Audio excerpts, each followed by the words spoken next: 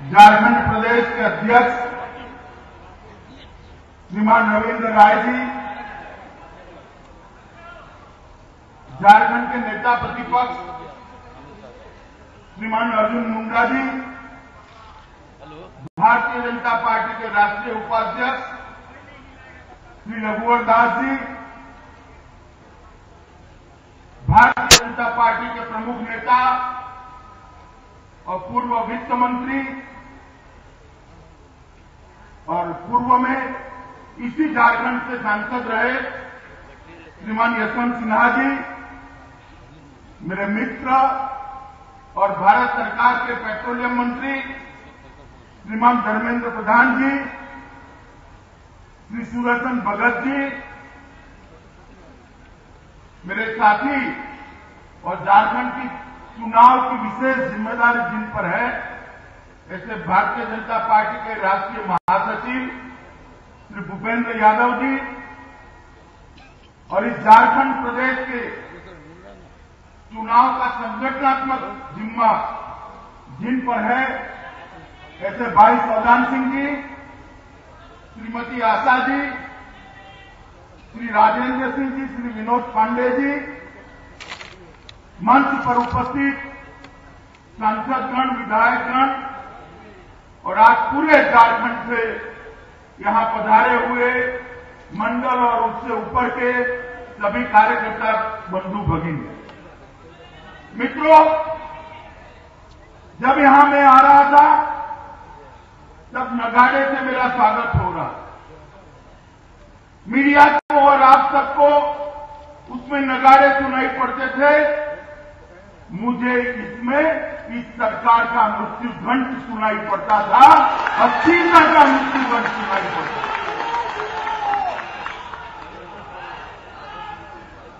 जिस प्रकार का कार्यकर्ताओं का समागम आज मेरे सामने उपस्थित है, मैं आश्वस्त हूं कि आने वाले दिनों में झारखंड में 2/3 बहुमत से भाजपा की सरकार बनने जा रही है।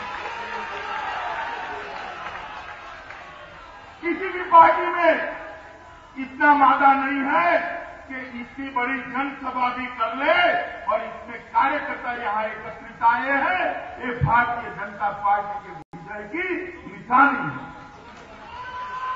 मित्रों, चुनाव के बाद पहली बार मैं इस भगवान बिरसा मुंडा की पवित्र धरती पर आ रहा हूं।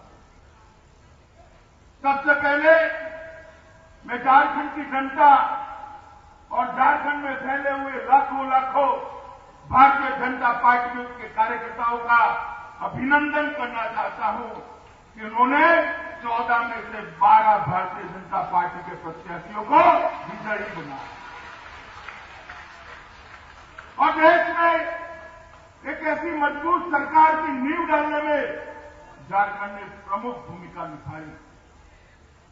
देश में बहुत जरूरी था कि इस बार एक स्पष्ट बहुमत की सरकार बने, भारतीय जनता पार्टी की सरकार बने, राष्ट्र भक्तों की सरकार, और झारखंड ने इस काम को बड़ी बखूबी निभाया।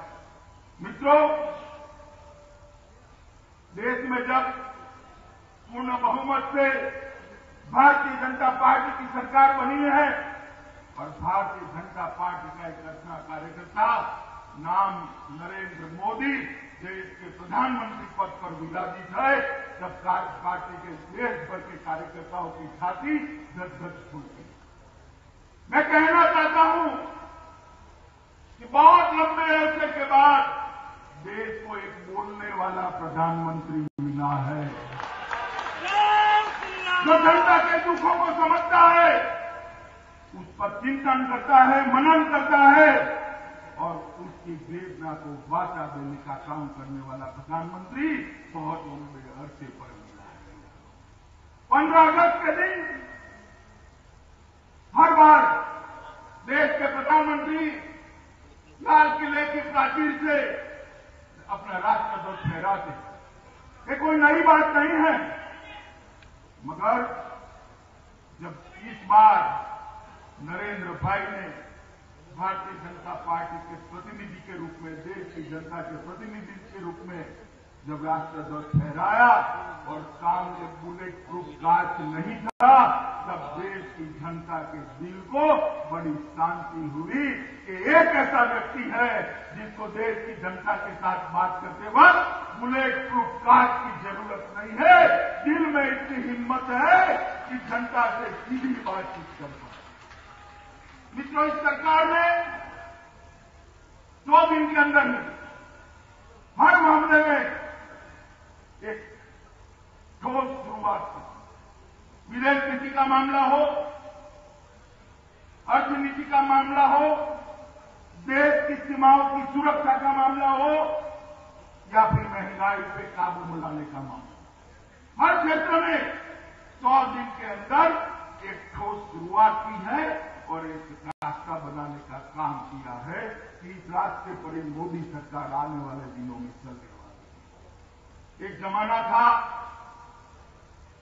जब हर भारत सरकार के मंत्रालयों के बीच में कोई संकलन नहीं होता, हर मंत्री अपने आप को प्रधानमंत्री मानता था और प्रधानमंत्री को कोई प्रधानमंत्री नहीं मानता। मगर आज हर समस्या के निपटारे के लिए कंसर्न डिपार्टमेंट के मंत्री साथ में बैठते हैं, कार्य योजना बनाते हैं और मोदी जी की अगुवाई में इसका क्रियान्वयन भी ठीक से हो रहा है। आज मोदी जी के शपथ लेने के साथ ही जब 4 देशों के मुखियाओं को भारत सरकार ने निमंत्रित किया कि आइए हमारे यहां जनतंत्र का एक उत्सव समाप्त हुआ है, इतने बड़े उत्सव में आप पड़ोस के देश हैं, हमारे साथ सहभागी। सभी देशों के मुखिया मोदी जी की शपथ विधि में आए और आने के साथ ही पूरे दुनिया में संदेश गया कि 7 देशों का नेतृत्व करने की भारत की क्षमता है। और उसके बाद उसी वक्त हमने पाकिस्तान को भी न्योता दिया कि आइए, सालों से जो सवाल भारत और पाकिस्तान के बीच में प्रश्न चिन्ह बनकर खड़े हैं, उनका समाधान होंगे। और सचिव स्तर की वार्ता करने के लिए हमने निमंत्रण दिया और पाक ने न्योते को स्वीकार किया। मगर बाद में पाकिस्तान ने फिर से एक बार वार्ता नजदीक आते ही अलगाववादियों से बातचीत करना शुरू किया। अगर कोई और सरकार होती तो मंत्रियों की बैठक होती, सचिवों की बैठक होती, विदेश विभाग के कर्मचारियों की, आला अफसरों की बैठक होती और कुछ न होता। मगर ये भारतीय जनता पार्टी की सरकार है, ये नरेंद्र मोदी की सरकार है। जैसे ही पाकिस्तान ने कश्मीरी अलगाववादियों से बात करना शुरू किया, भारतीय जनता पार्टी की सरकार के प्रधानमंत्री ने निर्णय किया, या तो अलगाववादियों से बात हो सकती है या भारत से बात हो सकती है, दोनों से बात नहीं हो सकती। हमने दुनिया में बड़ा स्पष्ट संदेश दिया कि शांति तो हम चाहते हैं, मन से चाहते हैं, मगर हमारी प्राथमिकता हिंदुस्तान का गौरव और भारत की सुरक्षा है। उसके साथ समाधान कर कोई वार्ता नहीं हो सकती। एक बड़ा स्पष्ट संदेश भारतीय जनता पार्टी की सरकार ने भेजा है। ब्रिक्स सम्मेलन में भी जिस तरह से भारत को तवज्जो दी गई, उससे सिद्ध हुआ है कि आज हिंदुस्तान दुनिया के नक्शे पर एक मजबूत देश के नाते अपना परिचय इतने कम समय में कराने में सफल हुआ। पहले ही ब्रिक्स बैंक के अध्यक्ष भारतीय बनेंगे, ये भी स्वीकार कर पाने में हम सफल हुए। मित्रों, जीडीपी का बढ़ना शुरू हो गया है। 100 ही दिन में 1.5% की वृद्धि हुई। विदेशी मुद्रा भंडार में भी हमने 43 अरब करोड़ से ज्यादा भंडार को बढ़ोतरी की। राजकोषीय खाते में और चालू खाते की खाते में भी बहुत बड़ा घाटे में हमने घाटे को कम करने का काम किया है। और बहुत सालों के बाद पेट्रोलियम मंत्री यहां बैठे हैं, पेट्रोल के दामों को देश की जनता गिरते हुए देख रही है। महंगाई को काबू में करने के लिए भी कई प्रकार के उपाय हमने शुरू किए हैं। प्राइस स्टेबिलाइजेशन फंड की रचना की है, आलू और प्याज के निर्यात के लिए कड़े नियम डाले हैं और सभी डिपार्टमेंटों के बीच में कोऑर्डिनेशन की शुरुआत है। मुझे विश्वास महंगाई कम तो हुई है, मगर अभी भी खरीफ का पाक आने के साथ ही, खरीफ की उपज गोदामों में आने के साथ ही, वर्षा ऋतु की उपज गोदामों में आने के साथ ही और महंगाई कम होगी। इस बार हम काला बाजारियों को महंगाई का नंगा नाच नाचने की इजाजत नहीं देंगे। मित्रों, 65 साल की आजादी के बाद आज तक देश के 60% लोगों के पास बैंक का अकाउंट नहीं। देश के अर्थतंत्र में देश के गरीब की हिस्सेदारी नहीं थी। भारतीय जनता पार्टी की सरकार ने मोदी जी के नेतृत्व में धन धन योजना चालू करी है और कुछ ही दिनों में हम 3 करोड़ के आंकड़े को पार कर गए हैं। हर गरीब के परिवार को एक बैंक अकाउंट देने का काम ये सरकार करती है और इसी के साथ ही उसको 1 लाख रुपए का अकस्मात बीमे का फायदा भी ये सरकार गरीब के घर पर पहुंचाने का काम है। इतनी बड़ी आबादी को देश के अर्थतंत्र के साथ कोई लेन देन, उसको हिस्सेदारी देने की एक शुरुआत। मैं नहीं कहना चाहता कि अकाउंट खुल जाने भर से ही उसकी हिस्सेदारी बन जाएगी, मगर एक शुरुआत करी, एक सोच है कि गरीब को भी देश के विकास के अंदर हिस्सेदार बनाना है। इसी का एक परिणाम है कि जन धन योजना हमारे सामने है। मित्रों, काले धन पर किसी भी सरकारें थी कोई काम नहीं किया, क्योंकि उनको डर था कि अगर उसमें कड़ाई हुई तो उन्हीं के नीचे ये ढेला आ जाएगा। भारतीय जनता पार्टी के मन में कोई डर नहीं है। जिसका भी अनैतिक पैसा स्विस बैंक में है, विदेशी बैंकों में है, वो वापिस लाना भारतीय जनता पार्टी का वचन है। पहले ही कैबिनेट में हमने काले धन के खिलाफ एसआईटी बनाने का काम किया है और आने वाले दिनों में ये एसआईटी विदेशों में पड़ा हुआ काला धन यहां लाने का काम करेगी। मित्रों, बहुत काम है। आयकर में छूट देने का काम किया है, गंगा को शुद्धिकरण का काम लिया है, 100 नए मॉडल सिटी बनाने का काम हाथ में लिया है। इतना सारा काम इस 100 दिन में शुरू करने का प्रयास इस सरकार ने करा है कि अगर मैं कहने बैठूंगा तो 7 दिन की भागवत सप्ताह का समय चला जाएगा, मगर कामों की सूची समाप्त नहीं होगी। मैं सिर्फ इतना कहना चाहता हूं कि ये सरकार जन भावनाओं को जानती, जनता की समस्याओं को पहचानती, जनता की वेदनाओं के साथ इस सरकार को सरोकार है। इसीलिए जो योजनाएं बनती हैं वो लोगों के लिए बनती है और संवेदना से उसका क्रियान्वयन। मित्रों, एक जमाना था जब हिंदुस्तान के प्रधानमंत्री हम देखा करते थे कि सोचते थे, हमेशा यूं हाथ कर सोचते थे कि अमेरिका क्या कह रहा है, अमेरिका क्या दिशा देगा। एक जमाना था। आज अमेरिकी विदेश मंत्री यहां आकर कहते हैं कि सबका साथ, सबका विकास बहुत अच्छा था। इतना बड़ा परिवर्तन इन 100 दिन में हुआ है। मित्रों, आने वाले दिनों में झारखंड में चुनाव है। मैं आपको कहना चाहता हूं कि हमारी अप्रत्याशित सफलता तो हमने अर्जित की है, मगर कार्यकर्ता चुनाव को हल्के से न लें। एक अपवित्र गठबंधन हमारे खिलाफ खड़ा होने जा रहा है। लालू, नीतीश, गुरुजी सब साथ में आ रहे हैं और उनका नेतृत्व कांग्रेस कर रही है। मैं भाई हेमंत सोरेन से पूछना चाहता हूं कि आपके पिताजी ने तो पूरा जीवन झारखंड की रचना के लिए आंदोलन करने में लगा दिया। भारतीय जनता पार्टी के कार्यकर्ता झारखंड की रचना के लिए संघर्ष करते करते लंबा संघर्ष करे। आज क्या मजबूरी आ गई हेमंत जी आपकी कि जो कहते थे कि हमारी लाज पर से झारखंड बनेगा, उसके साथ साथ चुनाव के मैदान में जा रहे हैं।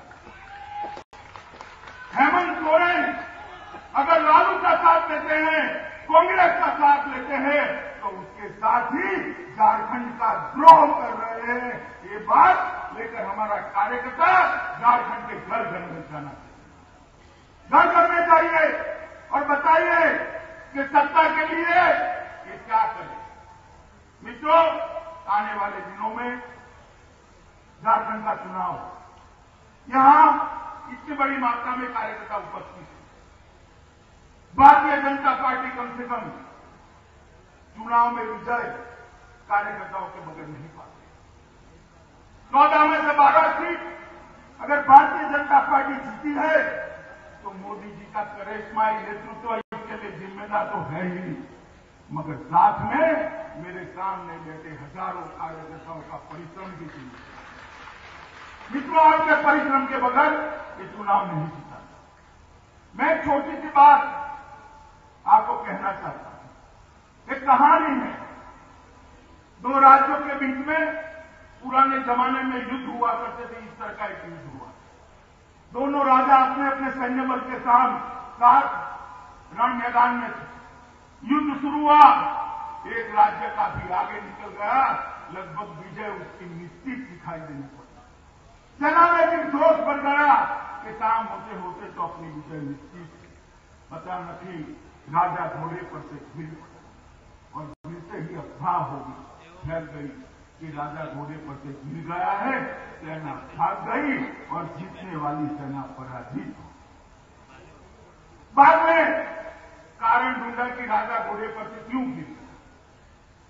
उसको कोई घाव लगा था क्या, तीर लगा था? कुछ नहीं हुआ था।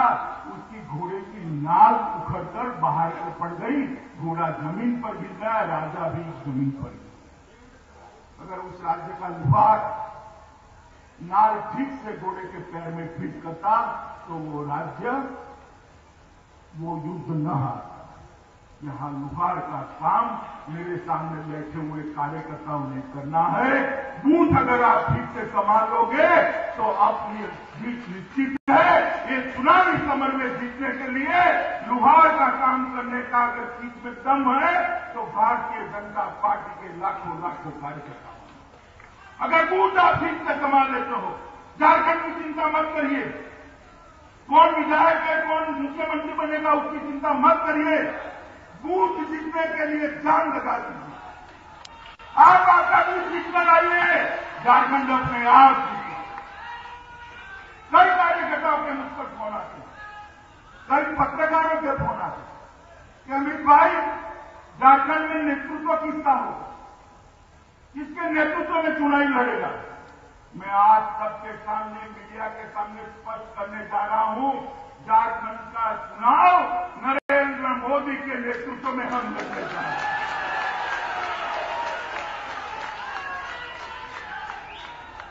कार्यकर्ता बनने से सब सोच एक बार निकाल दे। विधायक चुनने के लिए चुनाव मत लड़िए, मुख्यमंत्री चुनने के लिए चुनाव लड़िए, चुनाव जीत जाएंगे। अगर विधायक कौन बनेगा उसमें पड़ेंगे तो चुनाव हार जाएंगे। मुख्यमंत्री बनाने के लिए चुनाव लड़िए, 2/3 बहुमत लाने के लिए चुनाव लड़िए। 2 राज्य साथ में बने थे, झारखंड और छत्तीसगढ़ बने थे, ठीक है ना, मालूम है ना, अपना पड़ोसी राज्य है। आज छत्तीसगढ़ कहां से कहां पहुंच गया, झारखंड वहां का वहां है। क्यों? क्योंकि यहां की जनता ने स्पष्ट बहुमत नहीं दिया। मैं झारखंड की जनता को भी इस कार्यक्रम के माध्यम से अपील करना चाहता हूं कि भारतीय जनता पार्टी को सत्ता देनी है तो स्पष्ट बहुमत के साथ दीजिएगा, ताकि हम झारखंड का कल्याण कर सकें। झारखंड के अंदर एक वेलफेयर स्टेट की स्थापना कर सके, कल्याण राज्य की स्थापना कर, झारखंड के गरीब को देश के नागरिक के समकक्ष बना सके। झारखंड के अंदर बहुत संभावना है। एक बहुत बड़ा ताना झारखंड के लिए लगता है, जिसको झारखंड की जनता ने इस बार निपटाना है। कि झारखंड प्रदेश तो धनी है मगर नागरिक निर्धन है। ये बहुत वेदना हो ऐसा वाक्य। प्रदेश तो धनी है मगर नागरिक निर्धन है। मित्रों, जिस राज्य के अंदर देश का 30% कोयला पड़ा है, जिस राज्य के अंदर देश का 28% लोहा पड़ा है, जिस राज्य के अंदर 16% तांबा पड़ा है, 27% ग्रेनाइट पड़ा है और 20% कोबाल्ट पड़ा है, उस राज्य का आदिवासी आज भी निर्धन है। वेदना होती है। जनता के अंदर जागृति लाने का काम यहां बैठे हुए कार्यकर्ता और ठोक कर कहिएगा, मैं राष्ट्रीय अध्यक्ष के नाते आपको कहता हूं कि अगर हमें सत्ता देनी है तो 2/3 बहुमत के साथ दीजिए, वरना हम विपक्ष में बैठने के लिए। झारखंड की जनता को कहिए कि हमें काम करने का मौका दीजिए। एक बार आपने स्पष्ट बहुमत दिया है मोदी जी को देश में, देखिए देश में कितनी अच्छी सरकार हो। एक बार स्पष्ट बहुमत दे दीजिए झारखंड में, हम यहां पर भी अच्छी सरकार बना कर दिखाएंगे। गुजरात, राजस्थान, गोवा, मध्य प्रदेश, छत्तीसगढ़, हर जगह पे 24 घंटा बिजली पहुंच गई है। घर घर 24 घंटा बिजली हर जगह पे 15 मिनट में एम्बुलेंस घर घर में पहुंची है। हर जगह पे रोड और रास्ते बड़े ठीक हो गए, गटर का कामकाज ठीक हुआ, शुद्ध पानी पीने को मिलता है, बच्चे को पढ़ाई के अवसर है, युवाओं को रोजगारी मिली है, इन्वेस्टमेंट आ रहा है। हमारा झारखंड हमें डेवलप करना है, विकास के रास्ते पर ले जाना है। तो मैं आज झारखंड की जनता को भी भारतीय जनता पार्टी की ओर से करबद्ध विनती करता हूं। हमें समर्थन तो आपका चाहिए मगर आधा अधूरा समर्थन नहीं चाहिए, पूर्ण बहुमत वाला समर्थन दीजिएगा, पूरा आशीर्वाद दीजिएगा। जिस तरह से 14 में से 12 सीट दी, 80 में से 70 सीट देकर भारतीय जनता पार्टी की सरकार है।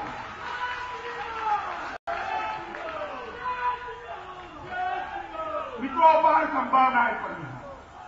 दूध क्रांति के लिए सबसे पोटेंशियल अगर कोई राज्य है तो ये झारखंड है। ये मैं नहीं कहता, अमूल का सर्वे कहता है। सबसे पोटेंशियल अगर कोई राज्य है तो उत्तर प्रदेश और झारखंड। मित्रों, 3 नदियां समंदर में बह जाती है और सिर्फ 13% जमीन इरिगेटेड लैंड है। हमारे लिए इससे बड़े दुर्भाग्य की कोई बात नहीं। मित्रों, एक भ्रष्टाचारियों का शासन को समाप्त, कांग्रेस और कांडा के शासन को समाप्त कर दीजिए। कांग्रेस में अब ये वादा नहीं है कि अकेली आएगी। गुरु जी का चेहरा आगे रखकर कांग्रेस आ रही है, पीछे कांग्रेस है, इसको झारखंड की जनता पहचान है। कांग्रेस इस देश के अंदर 65 साल का शासन करने के बाद घर भरने के अलावे कांग्रेस के नेताओं ने कुछ नहीं। और यहां पर भी नक्सली हिंसा के भरोसे चुनाव जीतना चाहते हैं, भ्रष्टाचार के धन के भरोसे चुनाव जीतना चाहते हैं, आदिवासियों को बहकाकर चुनाव जीतना चाहते हैं। मैं झारखंड की जनता के सम्मान पर भरोसा करता हूं। सम्मानी है झारखंड की जनता, उनको कोई पैसे से खरीद नहीं सकता, उनको कोई नक्सली डरा नहीं सकता, उनको कोई अब फुसला भी नहीं पाएगा। इस बार अगर भारतीय जनता पार्टी का कार्यकर्ता भारत माता की जय के जयकारे के साथ चुनाव के मैदान में संगठित होकर उतरेगा तो विजय भारतीय जनता पार्टी की निश्चित है। झारखंड की जनता हमें सत्ता देना चाहती, झारखंड की जनता हमारा समर्थन करना चाहती, मगर हम कहीं पर भी छोटा मन नहीं। कौन हमारा विधायक बनेगा उसकी मत, हमारा मुख्यमंत्री 2/3 बहुमत के साथ झारखंड की घाटी पर बैठे, इसका सपना लेकर कार्यकर्ता यहां से गांव में जाए, घर घर में जाए, हर बूथ में जाए, हर गांव में जाए, हर कस्बे में जाए और संदेश झारखंड की जनता को कि 2/3 बहुमत के साथ भारतीय जनता पार्टी को सरकार बना कर दीजिए। हम भगवान बिरसा मुंडा का स्वप्न पूरा करेंगे, हम अटल जी का स्वप्न पूरा करेंगे। हम झारखंड को विकसित राज्य बनाएंगे। हम झारखंड के आदिवासी खिलाड़ियों को ओलंपिक के अंदर मेडल पाले इतना सक्षम करेंगे। मित्रों, मैं फिर से एक बार आज कहे बगैर नहीं रख सकता। इतने सारे कार्यकर्ता जब हमारे मेरे सामने हैं तब कि बूथ को एक बार मजबूत कर दीजिए। चुनाव जीतने का मंत्र बूथ जीतना ही है। यहां पर बूथ के ज्यादा कार्यकर्ता नहीं आए, मगर मंडल के जो पदाधिकारी है, जिले के पदाधिकारी है, ब्लॉक के जो पदाधिकारी है, वो नीचे बूथ तक जाए और यहां का संदेश लेकर भारतीय जनता पार्टी मोदी जी के नेतृत्व में हिंदुस्तान को 21वीं सदी में पहुंचाना चाहती है।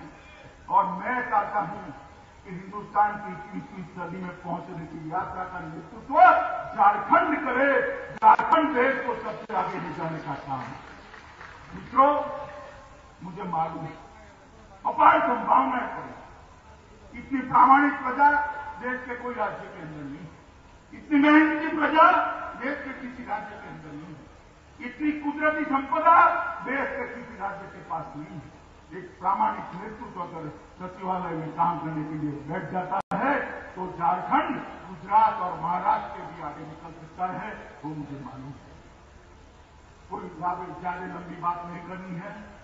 मोदी जी ने नारा दिया था कि भारत को कांग्रेस मुक्त बनाओ। आप लोगों ने लोकसभा चुनाव में झारखंड को कांग्रेस मुक्त तो बना दिया, मगर इसी बात को थोड़ा आगे ले जाइए। झारखंड को भाजपा युक्त बना दीजिए। यहां पर भारतीय जनता पार्टी की सरकार है। आज इतनी बड़ी मात्रा में आप लोग यहां उपस्थित है। यहां से वापिस जाते वक्त विजय का विश्वास मन में भरकर जाइए और भारत माता की जय के जयकार के साथ चुनावी समर में सबको परास्त कर 2/3 बहुमत का भारतीय जनता पार्टी का सरकार बनाइए। यही शुभकामनाएं। भारत माता की। अरे 2 हाथ खड़े कर जरा जोर से मोदी जी को सुनाई पड़े इस तरह से बोलिए, भारत माता की। भारत माता की।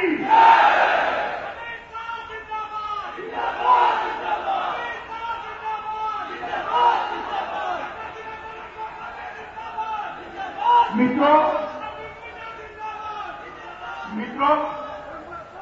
देश के हिस्से में अपने कश्मीर राज्य में 100 साल के सबसे भयंकर बाढ़ आई है। अपने कश्मीरी बंधु भगिनी एक विपदा को झेल रहे हैं। झारखंड भारतीय जनता पार्टी का कार्यकर्ता कश्मीर की जनता के साथ कंधे से कंधा मिलाकर खड़ा रहे। यहां से विपुल मात्रा में अनाज, कपड़े और बाकी सब सुविधाओं के साधन इकट्ठा कर जम्मू कश्मीर भारतीय जनता पार्टी को भेजे। ये हमारा दायित्व है। और फिर से एक बार आने वाले चुनाव में विजय की शुभकामनाएं देकर मेरी बात समाप्त करता हूं। भारत माता की।